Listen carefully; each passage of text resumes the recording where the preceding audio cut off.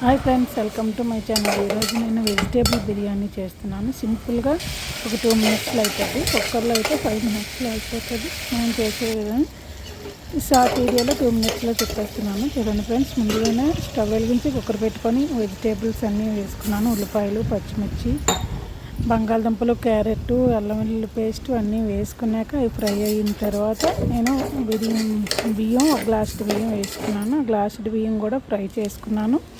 అలాగే బిర్యానీ మసాలా పొడి వేసుకున్నాను. చూడండి ఫ్రెండ్స్, ఇవన్నీ వేసుకొని ఒకసారి కలుపుకున్నాను. ఇదంతా కలుపుకోవడం అయిపోయిన తర్వాత ఒక గ్లాసుకి 2 గ్లాసులు వాటర్ పోయాలి. ఆ వాటర్ కూడా పోసే వీడియో చూపిస్తున్నాను. చూడండి ఫ్రెండ్స్, ఇవన్నీ కలుపుకోవడం అయిపోయిన తర్వాత ఉప్పు సరిపోయిందో లేదో ఇప్పుడు మనం చూసుకోవాలి. వాటర్ పోసిన తర్వాత ఉప్పు సరిపోయింది అనుకుంటే కుక్కర్ మూత పెట్టి ఒక 3 విజిల్స్ పెట్టుకోవాలి. చూడండి, నేను ఇంకా కలుపుతున్నాను. ఇదంతా కలుపుకొని కుక్కర్ మూత పెట్టుకున్నాను.